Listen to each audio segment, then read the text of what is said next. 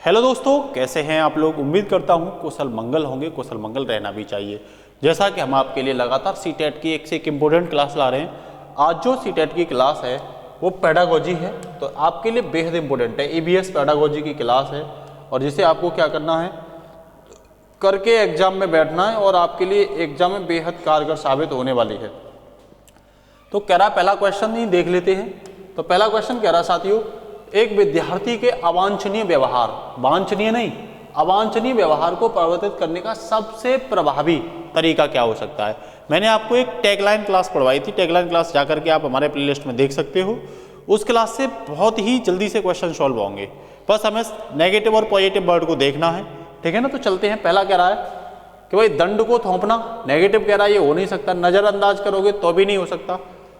ये कहोगे कि भाई अभिभावक संभाल देंगे तो भी नहीं हो सकता, क्योंकि विद्यार्थी है तो अध्यापक जो होता है उसका कर्तव्य बनता है, ठीक है ना। तो ये तीनों नेगेटिव होंगे। फिर चौथा कह रहा है कारण ज्ञात करना उसका और उपाय उपलब्ध कराने का प्रयास करना। तो ये सबसे अच्छा इसमें पॉजिटिव सकारात्मक क्या है, ऑप्शन है, ठीक है ना।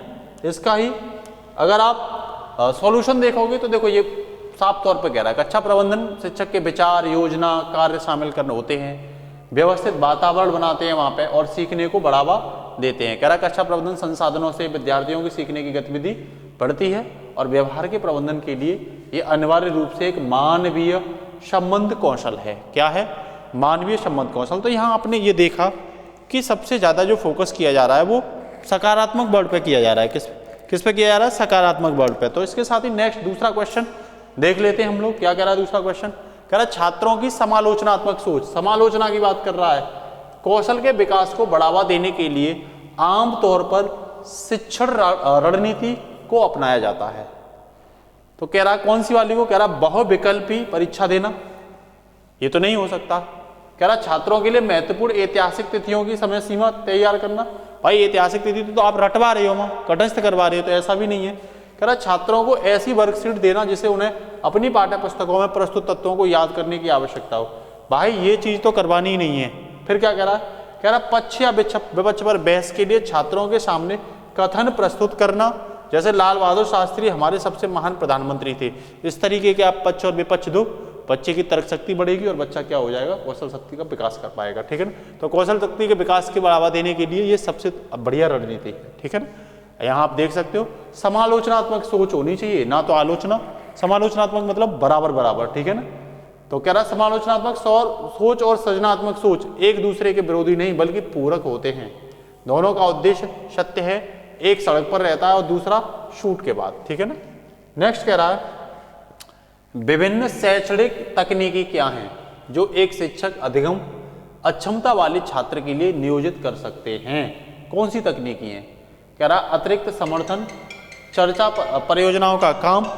नेक्स्ट कह रहा है सहयोगी, अगला कह रहा है सहयोगी शिक्षण, सहकर्मी शिक्षण या प्रत्यक्ष निर्देश, ठीक है ना। तो आप ध्यान रखना ये सेकंड ही क्या हो जाएगा, सकारात्मक दिख रहा है, सेकंड ही इसका क्या हो जाएगा, आंसर हो जाएगा, ठीक है। इसके बारे में अगर बेसिक सी बात आप देखना चाहते हो तो ये आप स्क्रीनशॉट ले सकते हो। कह रहा अधिगम क्षमता जो होती है को सुनने, सोचने, बोलने, पढ़ने लिखने, गणितीय गणनाओं को करने की अपूर्ण क्षमता के रूप में परिभाषित किया जा सकता है। कह रहा यह माना जाता है कि यदि विकलांगता बुद्धि पर आधारित है और वास्तविक प्रदर्शन के बीच पर्याप्त अंतर है तो अधिगम अक्षमता को अन्य महत्वपूर्ण कारकों जैसे सप्ताहगुण सीखने, सिखाने माहौल, दूसरी भाषा आदि के बीच में हम क्या कर सकते हैं, अंतर कर सकते हैं, ठीक है। नेक्स्ट, एक मानसिक रूप से स्वस्थ व्यक्ति वह है, कौन है जिसका व्यक्तित्व एकीकृत है, या वो आशावादी है, या दोनों है, या इनमें से कोई नहीं। तो दोनों ही सकारात्मक है, एकीकृत व्यक्तित्व वाला और आशावादी। तो इसका आंसर 3 हो जाएगा क्योंकि इसमें दोनों ही सही हैं। और देखो व्यक्तित्व के बारे में यहाँ आपके लिए बेहद इंपॉर्टेंट चीजें दे रखी हैं। कह रहा मानसिक स्वास्थ्य भलाई की स्थिति है जिसमें हर व्यक्ति अपनी स्वयं की क्षमता का एहसास करता है, जीवन के सामान्य तनावों का सामना कर सकता है, कह रहा उत्पादक और फलदायी रूप से काम कर सकता है और अपने या अपने समुदाय के लिए योगदान करने में सक्षम है। कह रहा मानसिक स्वास्थ्य संज्ञानात्मक, व्यवहार और भावनात्मक कल्याण की स्थिति को क्या करता है, संदर्भित करता है। तो कितना पॉजिटिव चीजें दे रखी हैं, आंसर आप ऐसे ही निकाल पाओगे। नेक्स्ट कह रहा है निम्न में से कौन सा प्रावधान शिक्षार्थियों के बीच व्यक्तिगत अंतर को पूरा करने के लिए उपयुक्त नहीं है, नहीं है कह रहा है। तो कह रहा उन्हें विशेष पहचान देना, व्यक्तिकरण को आवश्यक बनाना, पर्याप्त सुविधाएं और सामग्री प्रदान की जानी चाहिए, कह रहा उनकी क्षमताओं का आकलन किया जाना चाहिए। तो इसमें जो नहीं है वो होगा विशेष पहचान नहीं देनी चाहिए आपको, ठीक है ना। इसके बारे में अगर बेसिक सी आप बातें पढ़ना चाहते हो तो देखो देख सकते हो, ये इसके बारे में चाहो तो आप क्या कर सकते हो, स्क्रीनशॉट भी लेकर के इसे कर सकते हो। नेक्स्ट कह रहा है किशोरों की भावना, हर कोई मेरी तरफ देख रहा है, इसे इस प्रकार कहा जा सकता है, कैसे कहा सकता है, क्या हर कोई मेरी तरफ देख रहा है, इसे किस भावना से देखा जा सकता है, कह रहा है व्यक्तिगत व्यवहार, कह रहा है काल्पनिक दर्शक, या एनोरेक्सिया नर्वोसा, या बुलिमिया नर्वोसा। तो इसमें काल्पनिक दर्शन क्या हो जाएगा, आंसर हो जाएगा, क्योंकि ये कल्पना मात्र ही तो कर रहा है, इसके बारे में आप पढ़ सकते हो। ये संज्ञानात्मक विकास को दर्शाता है, ठीक है ना। कह रहा है इससे मतलब होता है सोचने और तर्क करने की क्षमता के विकास से, ठीक है ना। कह रहा है कोई व्यक्ति आनुवांशिक और सीखे गए कारकों के पारस्परिक संपर्क के माध्यम से अपनी दुनिया को कैसे समझाता है, सोचता है और उसकी समझ को क्या करता है, हासिल करता है। किशोरावस्था के दौरान यह काफी तेज गति से होती है, ठीक है। नेक्स्ट कह रहा है क्वेश्चन, उपलब्धि परीक्षण का उद्देश्य निम्न में से क्या जानना नहीं होता। उपलब्धि परीक्षण का, ठीक है ना। कह रहा छात्रों ने क्या सीखा ये जानना होता है। कह रहा उन क्षेत्रों को जानना जहां शिक्षार्थी कमजोर हैं, ये तो जानना पड़ेगा, पहला भी जानना पड़ेगा। कह रहा शिक्षार्थियों को तेज, कमजोर और औसत के रूप में ग्रेड देना, ये नहीं है। तो थर्ड ही इसका क्या हो जाएगा, आंसर हो जाएगा। थर्ड क्या हो जाएगा, इसका आंसर हो जाएगा। इसके बारे में बेसिक सी बातें आप जान ही रहे हो, स्क्रीनशॉट लेकर के इसके बारे में आप और अच्छे से पढ़ सकते हो, ठीक है। नेक्स्ट कह रहा है निम्नलिखित में से कौन सा कथन संवेग की प्रकृति के बारे में सही है। संवेग के बारे में कह रहा है संवेग अभिव्यक्तियों को अधिगम द्वारा संशोधित करता है, ऐसा तो नहीं है भाई। एक बार दोबारा से और पढ़ के देखते हैं। संवेग अभिव्यक्तियों को अधिगम द्वारा मतलब एक्सपेंशन के माध्यम से लर्निंग करना उसे संशोधित करता है, यही सही हो जाएगा, इसका ध्यान रखना। कह रहा संवेग जीव की स्थायी स्थिति है, ऐसा नहीं है, स्थायी तो स्थिति नहीं है। कह रहा संवेग को आंतरिक उत्तेजनाओं से संदीप्त किया जाता है, ये भी नहीं। कुछ संवेगों की भाग भंगिमाओं को अलग अलग अर्थ होते हैं, ये भी नहीं होता। तो पहला इसका क्या हो जाएगा, आंसर हो जाएगा। तो संवेग के बारे में दे रखा है। कह रहा संवेग मनोदशा, स्वभाव, व्यक्तित्व, मनोवृत्ति, अप्रेरणा से जुड़ा होता है। संवेग को उन विचारों के रूप में माना जा सकता है जिन्हें आप पहचान नहीं सकते। उदाहरण के लिए जब आप कुछ महसूस करते हो तो यह होना चाहिए कि आप अनजाने में उसके बारे में क्या सोच रहे हैं, यही क्या दर्शाता है, संवेग को दर्शाता है। नेक्स्ट कह रहा है एनसीएफ 2005 में कला शिक्षा को विद्यालय में जोड़ने का उद्देश्य क्या है। कह रहा है सांस्कृतिक विरासत की प्रशंसा करना, बिल्कुल। दूसरा कह रहा है छात्रों के व्यक्तित्व और मानसिक स्वास्थ्य को विकसित करना, बिल्कुल।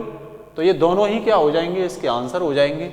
और इसके बारे में आप बेसिक सा देख सकते हो। कह रहा राठेगम बाजार एनसीएफ 2005 शिक्षार्थियों के समग्र विकास के लिए ये चीजें क्या की गई थी, प्रोवाइड कराई। इसमें देख रहा है, कह रहा है गतिविधि आधारित शिक्षण, अनुभवात्मक अधिगम, सहयोगी अधिगम इत्यादि को क्या किया गया था, जोड़ने का काम किया गया था। नेक्स्ट कह रहा है प्रारंभ में एक बच्चा अपनी पूरी हथेली का उपयोग करके वस्तु को पकड़ लेता है, धीरे धीरे जैसे उसकी समृद्धि और विकास होता है शिशु अंगुली और अंगूठे का इस्तेमाल करता है। इस प्रकार का प्रोग्रेशन क्या कहलाता है। तो कह रहा है ये सेफ्लोडेकल प्रोग्रेशन कहलाता है, या प्रोसीमेस्टिटल प्रोग्रेशन कहलाता है, या व्यापक से विशिष्ट कार्यवाही प्रगति कहलाता है, या रैंडम प्रोग्रेशन कहलाता है। तो ये साथियों प्रोसीमेस्टिक प्रोग्रेशन कहलाता है, ठीक है। इसके बारे में आप देख सकते हो। कह रहा मानव शरीर में गामक विकास बतरीब ढंग से नहीं होता, यह एक निश्चित अनुक्रम का अनुसरण करता है जो विकास की डिग्री और समय के कारण अलग अलग व्यक्ति से क्या होता है, भिन्न हो सकता है। नेक्स्ट कह रहा है जब रमण से एक बगीचे के पौधे की कुल संख्या पूछी गई जहां 8 स्तंभों में क्या पंक्तियां, 6 पंक्तियां हैं, तो वह सही उत्तर 48 देता है। तो राहुल संख्या के कौन से विकासात्मक चरण में है, ये पूछा गया है कि भाई उससे पूछा गया कि 8 स्तंभों में 6 पंक्तियां हैं, तो सही उत्तर क्या देता है, वो 48 देता है। तो कह रहा है ये विभाजनात्मक चरण में है, मिलान चरण में है, या संचालन चरण में है, या फैक्टरिंग। तो फैक्टरिंग ही तो है, तो फैक्टरिंग चरण में आ जाएगा। ये किस में आ जाएगा, फैक्टरिंग चरण में। आप यहां देख सकते हो, पहला चरण देख सकते हो, ठीक है ना। तो ये आपके लिए स्क्रीनशॉट ले लेना। नेक्स्ट कह रहा कक्षा सेकंड में अबेकस का उपयोग छात्रों को मदद नहीं करता है। क्या मदद नहीं करता है? त्रुटियों के बिना संख्या पढ़ने में, या शब्दों में दिए गए अंकों के बराबर अंक लिखने में। बिल्कुल शब्दों में दिए गए अंकों के बराबर अंक लिखने में मदद नहीं करेगा। तो यही इसका क्या हो जाएगा साथियों? आंसर हो जाएगा। इसके साथ ही नेक्स्ट कह रहा है अबेकस, इसके बारे में देख सकते हो। अबेकस सबसे अच्छा शिक्षण सहायक उपकरण है जिसके द्वारा गणित को समझा जाता।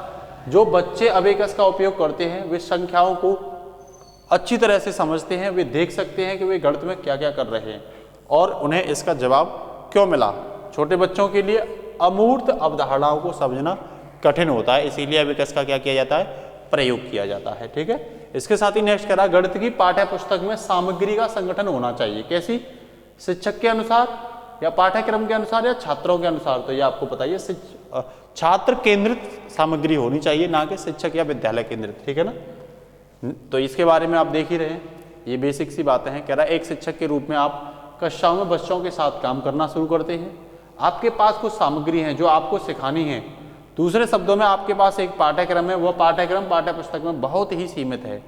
कह रहा पाठ्य पुस्तक एक पाठ्यक्रम का एक अवतार बन जाती है जिसमें वह सब होता है जिसे पढ़ाया जाना है और वह सब है जिसे पढ़ाया जाना है। तो ये बेसिक सी बात है, छात्र केंद्रित है। नेक्स्ट कह रहा है निम्न में से कौन सा एक नकारात्मक अनुभव नहीं है जो बच्चे गणित के साथ अनुभव करते हैं, मतलब मैथ के साथ जो अनुभव करते हैं वो नकारात्मक अनुभव कौन सा नहीं है। तो पहला कह रहा है प्रतिकूल विद्यालय वातावरण, ये तो महसूस करते हैं। कह रहा है सकारात्मक आदर्शों का अभाव। ठीक है ना। नेक्स्ट कह रहा है लैंगिक रूढ़िवादिता या उक्त में से कोई नहीं। तो ध्यान रखना ये सब तो होते ही हैं, तो ये आंसर हो जाएगा। ठीक है ना। उक्त में से कोई नहीं, ये क्या हो जाएगा? आंसर हो जाएगा, क्योंकि ये तीनों ही होते हैं। ठीक है ना।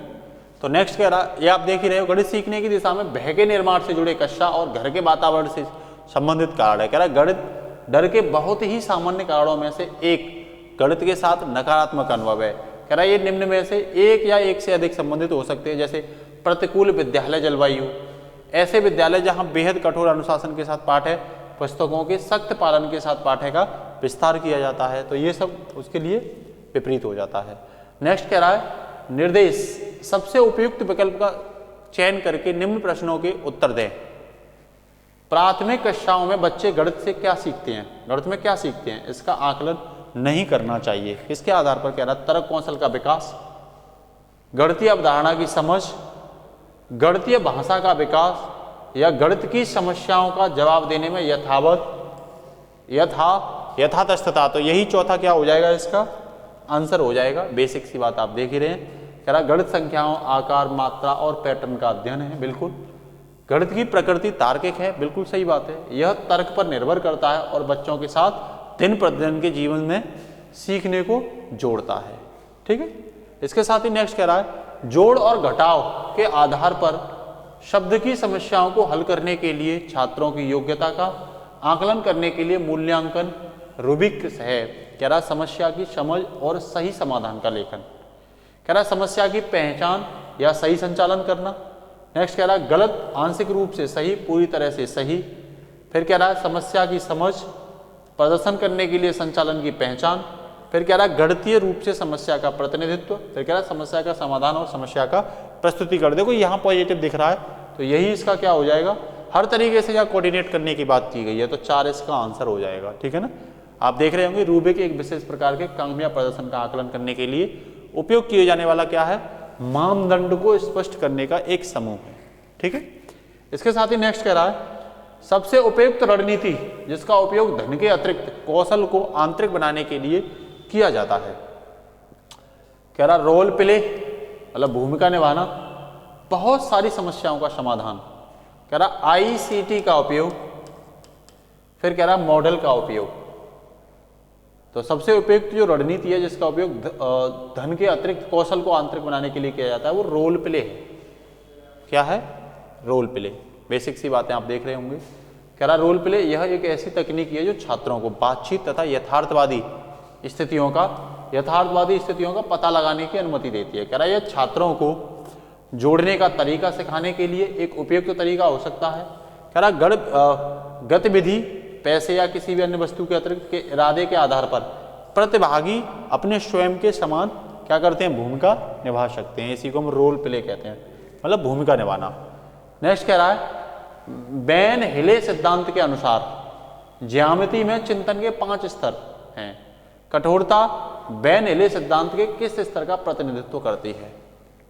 कह रहा है पहले स्तर का, दूसरे स्तर का, तीसरे का या चौथे का। तो कठोरता जो है साथियों वो 4th स्तर का क्या करती है? प्रतिनिधित्व करती है। ठीक है, कह रहा बेन हिले सिद्धांत ये बताता है कि लोग ज्यामिति कैसे सीखते हैं। इस सिद्धांत के अनुसार ज्यामिति में चिंतन के 5 स्तर होते हैं, ध्यान रखना। ठीक है, नेक्स्ट कह रहा है सामान्य तौर पर रोमन अंकों का उपयोग हिंदू अरबी अंकों की तरह संख्या लिखने में क्यों नहीं किया जाता? हिंदू अरबी की तरह कह रहा है रोमन अंकों का स्थायी मान नहीं होता है, इसीलिए इन अंकों का उपयोग करके गणना करना क्या है? कठिन है। ठीक है, नेक्स्ट कह रहा है रोमन अंकों को याद रखना मुश्किल है। रोमन अंकों का उपयोग करके संख्याओं का निर्माण एक जटिल कार्य है।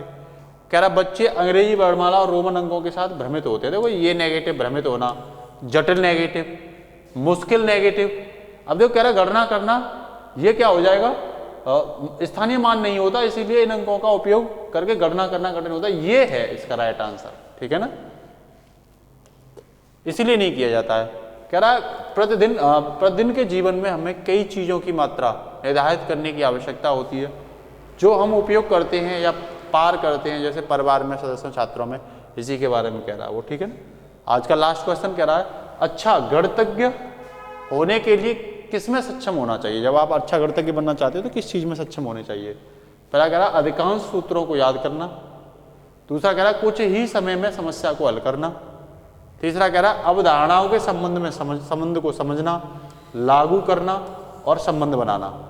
फिर कह रहा है प्रश्नों के उत्तर देने की तकनीकी में मास्टर होना। ऐसा कुछ नहीं है, अच्छा अगर गणितज्ञ बनना चाहते हो तो अवधारणाओं के संबंध को क्या करिए, जो भी कंसेप्ट है मैथमेटिक्स के उनको समझिए और लागू करिए और उनके संबंध में उनसे संबंध बनाइए। ठीक है, इसके बारे में बेसिक सी बात कह रहे हो। कह रहा गणित एक ऐसा विषय है जो छोटी से छोटी लेकर जटिल अवधारणाओं तक की समस्याओं से संबंधित है।